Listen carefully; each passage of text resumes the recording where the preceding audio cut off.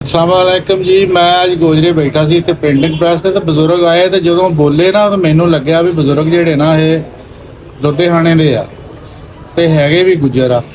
ਤੇ ਜਦੋਂ ਮੈਂ ਪੁੱਛਿਆ ਵਾਕਈ ਸੱਚੀ ਮੁੱਚੀ ਲੁਧਿਆਣੇ ਦੇ ਨਿਕਲੇ, ਕਿਉਂਕਿ ਇਹਨਾਂ ਦਾ ਜਿਹੜਾ ਬਾਣਾ ਆ ਨਾ ਜੀ, ਆ ਚਾਦਰ ਕੁੜਤਾ ਪੱਗ ਤੇ ਬੋਲੀ ਖਾਸ ਕਰ ਉਹ ਤੋਂ ਅੰਦਾਜ਼ਾ ਹੋ ਜਾਂਦਾ। ਜਿਹੜੇ ਬੰਦੇ ਥੋੜਾ ਬਹੁਤਾ ਸਮਝਦੇ ਆ ਨਾ ਉਹ ਪਛਾਣ ਲੈਂਦੇ ਉਹ ਬੰਦੇ ਜਲੰਧਰੀ ਆ, ਹੁਸ਼ਿਆਰਪੁਰੀ ਆ ਜਾਂ ਲੁਧਿਆਣੇ ਦੇ ਆ ਜਾਂ ਰੋਹਤਕੀ ਆ।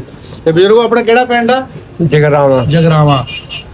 ਇੱਥੇ ਕਿੱਦਾਂ ਆਣਾ ਹੋਇਆ ਗੋਇਰੇ ਤੁਸੀਂ? ਗੋਇਰਿਆ ਕਾਰਡ ਲੈਣਾ ਹੈ ਸ਼ਾਦੀ ਵਾਸਤੇ।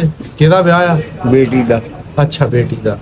ਤੇ ਜਗਰਾਵਾਂ ਖਾਸ ਤੁਸੀਂ ਉੱਥੋਂ ਉੱਠ ਕੇ ਆਏ ਆ। ਇੱਥੇ ਕਿਹੜੀ ਜਗ੍ਹਾ ਬੈਠੇ ਆ? ਜਗਰਾਵਾਂ ਸ਼ਹਿਰ ਤੇ ਇੱਥੇ ਜ਼ਿਲ੍ਹਾ ਫੈਸਲਾਬਾਦ। ਪਿੰਡ ਕਿਹੜਾ ਆਪਣਾ?